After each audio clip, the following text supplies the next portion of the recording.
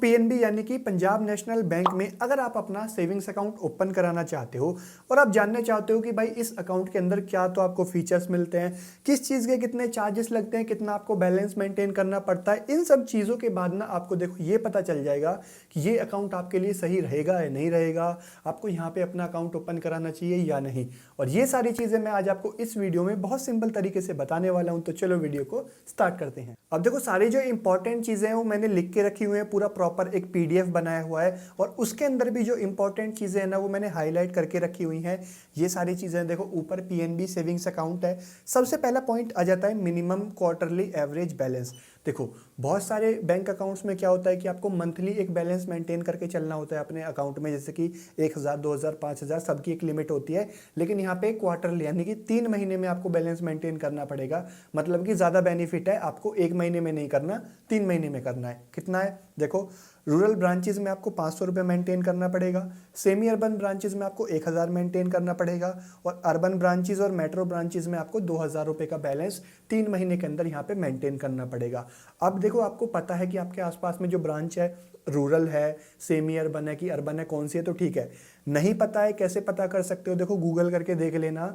नहीं तो आप जब ब्रांच में जाओगे तो आपको पता चल जाएगा कि भाई आपके पास में जो ब्रांच है उसमें कितना बैलेंस इनमें से मेंटेन करना होगा। और अगर आप वो मेंटेन नहीं कर पाते हो तो आपके ऊपर फिर नॉन मेंटेनेंस के चार्जेस लग जाएंगे। वो कितने हैं देखो यहाँ पे।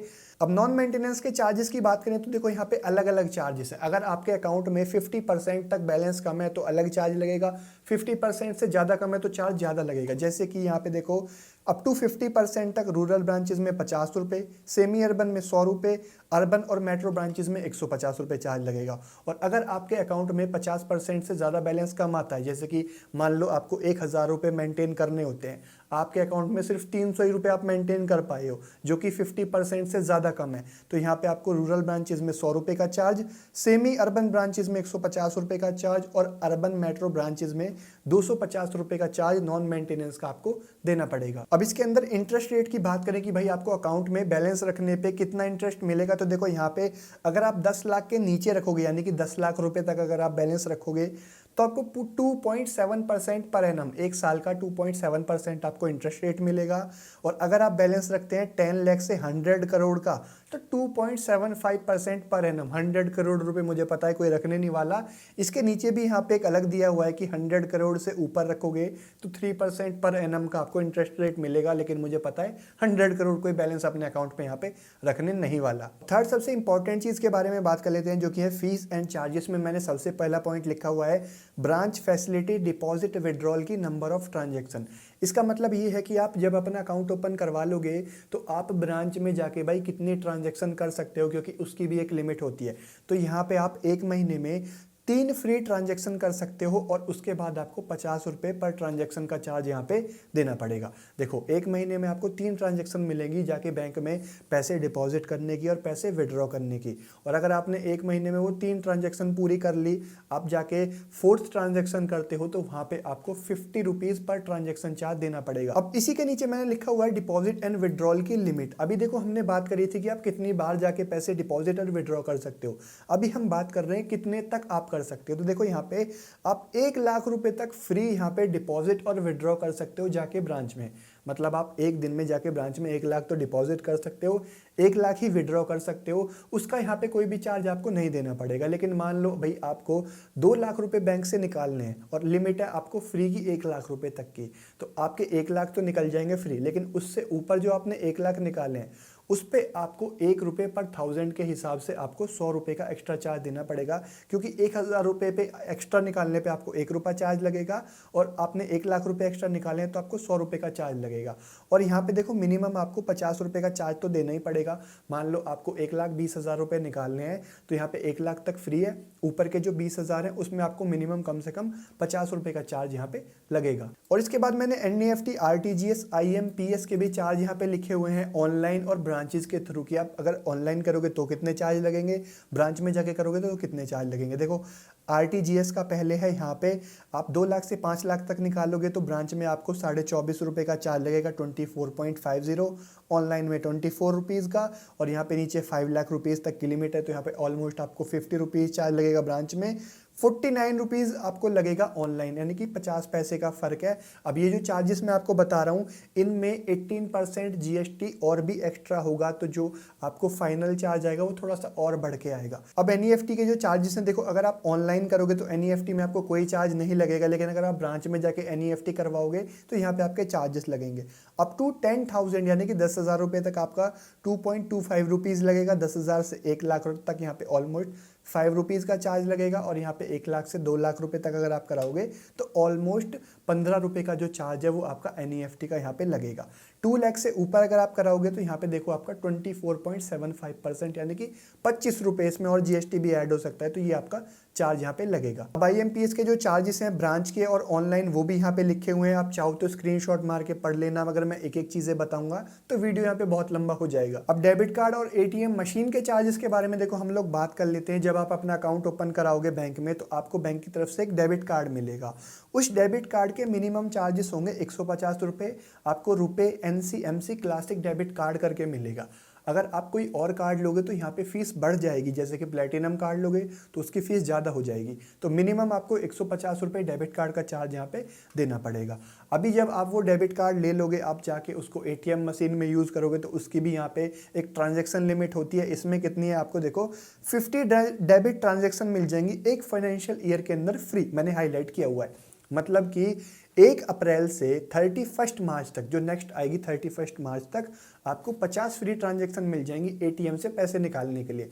और अगर आपने उस फाइनेंशियल ईयर में 50 ट्रांजैक्शन कंप्लीट कर ली, उसके बाद अगर आप और एटीएम से जाके पैसे निकालते हो तो फिर यहाँ पे देखो आपको 10 रुपये पर ट्रांजैक्शन का जो चार्ज है वो देना पड़ेगा। मतलब फिर उसके बाद अगर आप एटीएम मशीन में जाके कैश निकालते हो तो एक ट्रांजैक्शन पे 10 रुपये प्लस इसके अंदर कुछ जीएसटी भी ऐड होगा, तो वो चार्ज आपका यहाँ पे लगेगा। अब नेक्स्ट पॉइंट आ जाता है चेकबुक का। देखो हम लोग चेकबुक की बात करें तो जब आप अपना अकाउंट ओपन करवाते हो तो बैंक की तरफ से आपको चेकबुक मिलती है। बैंक की तरफ से आपको देखो 20 चेक की एक बुक मिलती है एक फाइनेंशियल ईयर के अंदर, मतलब आप 1 साल के लिए मान के चलो, आपको एक 20 चेक की बुक बैंक की तरफ से मिलती है। अगर आप उसको यूज़ कर लेते हो, अब वो 20 चेक की बुक, और आपको उसी साल के अंदर और चेक चाहिए तो आप ऑनलाइन पीएनबी की 1 ऐप आती है, उससे भी चेकबुक के लिए रिक्वेस्ट कर सकते हो। नहीं तो ब्रांच में जाके उन लोगों को बोल दोगे कि मेरे को और चेकबुक चाहिए, तो वो भी आपकी चेकबुक इशू करा देंगे, लेकिन उसका फिर आपको अलग से चार्ज देना पड़ेगा। देखो अगर आप ऑनलाइन ऐप से चेकबुक के लिए रिक्वेस्ट करते हो तो आपको एक चेक के 3 रुपये देने पड़ेंगे। मतलब 20 चेक की एक बुक लोगे तो आपको 60 रुपीज़ का चार्ज देना पड़ेगा। अभी जो 60 रुपीज़ है इसमें 18% जीएसटी भी ऐड हो सकता है, तो और यहाँ पे आपके जो चार्जेस है थोड़े बढ़ के आएंगे।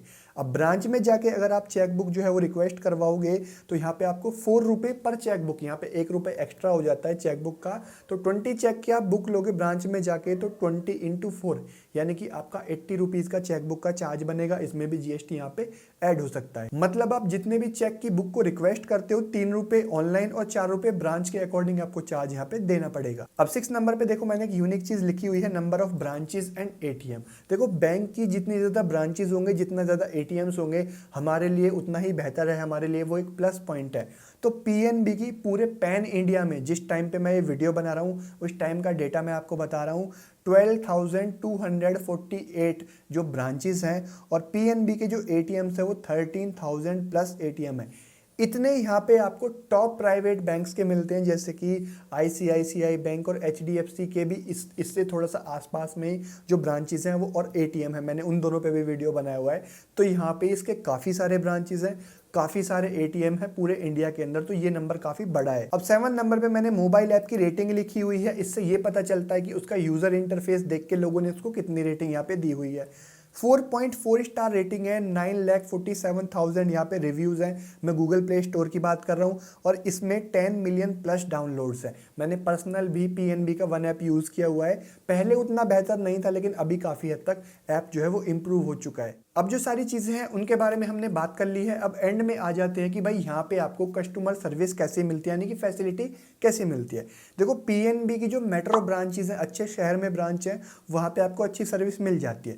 लेकिन जो रूरल एरियाज़ है ना, वहाँ पे आपको उतनी ज़्यादा अच्छी कस्टमर सर्विस या फैसिलिटी जिसको आप बोल सकते हो वो आपको नहीं मिल पाती। अब यहाँ पे फिर आपको अपना अकाउंट ओपन कराना चाहिए या नहीं।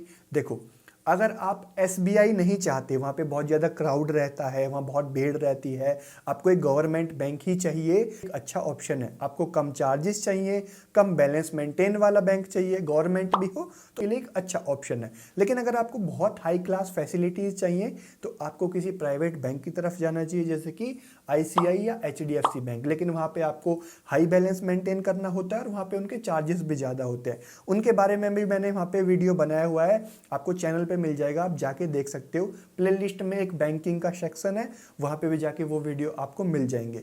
ये सारी चीज़ें थी पीएनबी के बारे में।